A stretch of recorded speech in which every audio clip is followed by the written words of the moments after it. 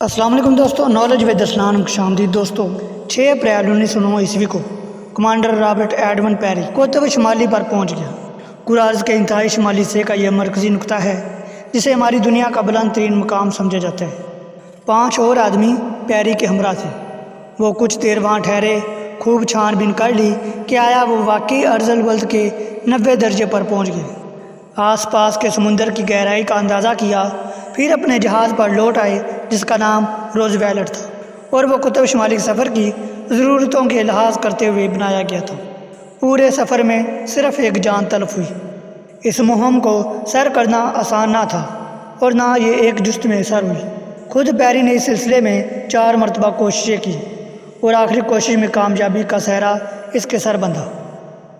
وہ پہلی مرتبہ 1894 عیسوی میں گیا۔ اس سفر میں بیوی کو بھی ساتھ لے گیا، لیکن 83 ارض بلد سے ذرا آگے بڑھ کر اسے لوٹنا پڑا۔ 1902 عیسوی میں اس نے پھر کمر ہمت باندھی اور اپنے ایک حبشی رفیق ہنسن کے ساتھ تھوڑا سا اور آگے بڑھا۔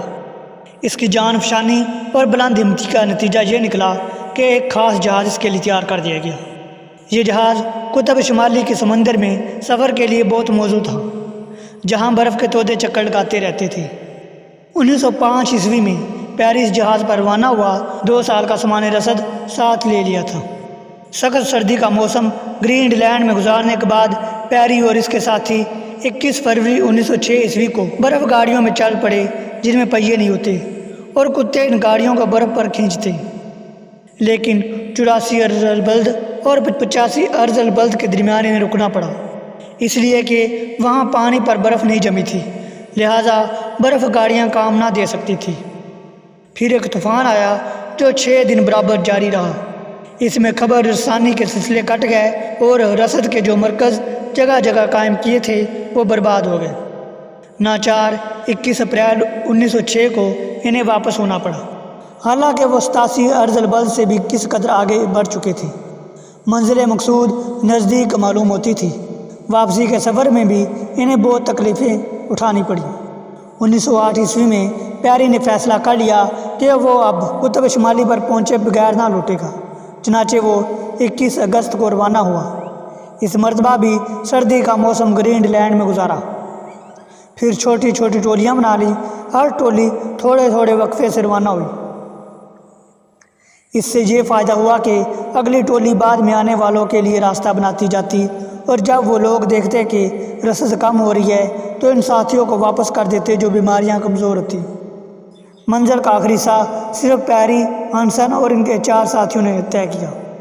ان کے جوش اور بلند حوصلگی کا یہ عالم تھا کہ قطب شمالی سے 1 میل آگے تک بڑھے چلے گئے۔ بہرحال وہ 1.5 دن قطب شمالی پر ٹھہرے رہے۔ ان کی مشکلات کا اندازہ یوں ہو سکتا ہے کہ اس سفر میں بعض مقامات پر درجہ حرارت -72 سے بھی نیچے تھا۔ 1911 عیسوی میں پیری کو نائب امیر البحر کا منصب دیا۔ 1920 عیسوی میں اس نے وفات پائی۔